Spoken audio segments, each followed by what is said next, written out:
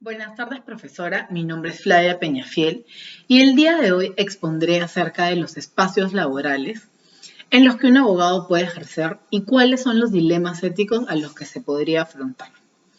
Para comenzar, debemos entender que el derecho es una herramienta indispensable para todas las áreas de nuestra vida.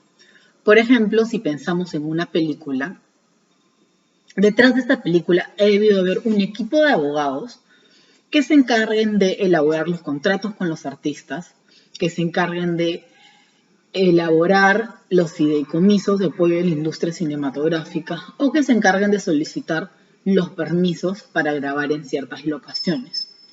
Sobre esto, Rudolf von Jering, en su libro La lucha por el derecho del año 1872, sostiene que el derecho es una idea práctica. Por lo tanto, esto supone que el derecho tiene que encontrar soluciones en la realidad para solucionar diferentes problemas. El derecho no se puede quedar en una simple clase de la universidad. El derecho se aplica, pero se aplica de diferentes maneras. Y en esta aplicación se enfrenta a diferentes retos, como puede ser la corrupción.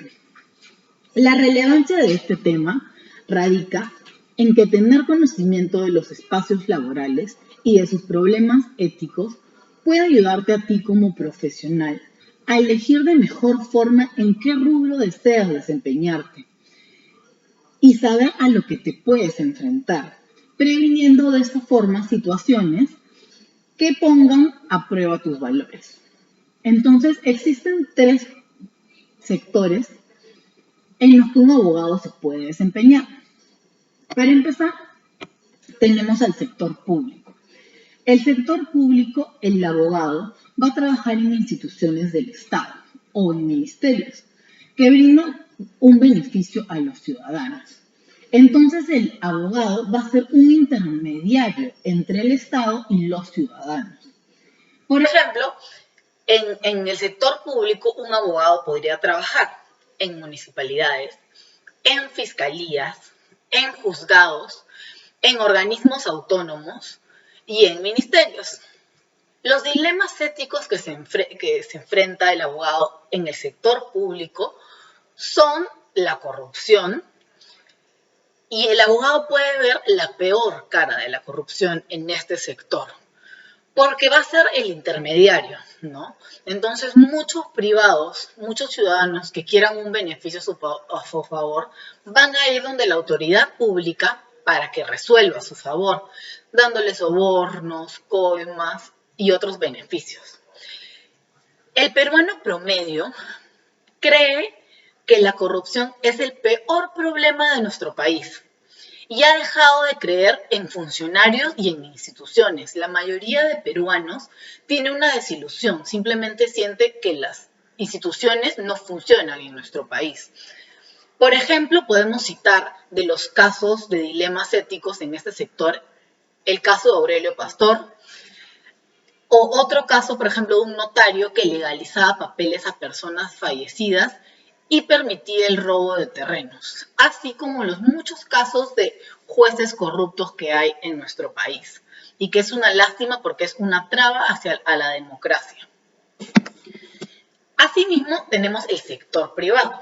En el sector privado, los abogados van a ver por intereses particulares, buscan una buena remuneración. Aquí el abogado puede trabajar, por ejemplo, en estudios de abogados, en empresas privadas, en organizaciones internacionales. Los dilemas éticos a los que se enfrenta el abogado en el sector privado es también la corrupción, pero la corrupción privada. La corrupción en un banco, la corrupción en un estudio de abogados. Por ejemplo, podemos citar el caso del Banco Pacific Industrial Bank de Gran Caimán, que lavó aproximadamente 74 millones de dólares por la corrupción de Vladimiro Montesinos durante el gobierno de Alberto Fujimori. Este banco fue investigado por el FBI.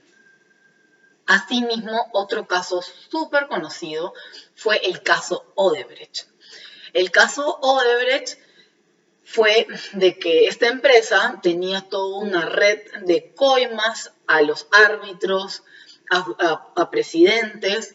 Por ejemplo, se vieron vinculados el árbitro abogado Horacio Canepa, Fernando Cantuarias, Luis Felipe Pardo Narváez y muchos abogados más, aproximadamente 18, que fueron suspendidos por fallar a favor de la empresa Odebrecht. Por último, el abogado puede trabajar en el sector educativo. En el sector educativo, un abogado va a trabajar enseñando en facultades, de diferentes cursos de derecho. Un abogado puede trabajar también como docente. Y la corrupción en este sector se va a ver en cierta forma porque este profesor de derecho puede impartir doctrinas extremistas, doctrinas comunistas, doctrinas de las que él considera que son pertinentes y que son malas, o también puede aceptar sobornos de los alumnos para pasar el curso, ¿no?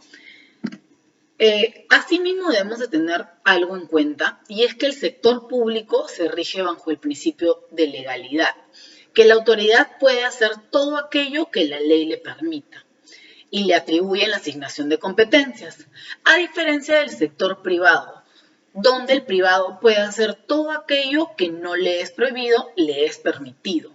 Bajo esta premisa debemos de entender que la corrupción va a estar en todos los sectores, no nos podemos escapar de la corrupción, pero es crucial e importante como abogados saber reconocerla, saber cómo la corrupción puede llegar a ti dependiendo en el rubro en el que te encuentras, para poder decidir si quieres ejercer en este rubro, porque son los problemas a los que te vas a enfrentar en el ejercer de tu profesión. Gracias, y eso fue toda mi exposición.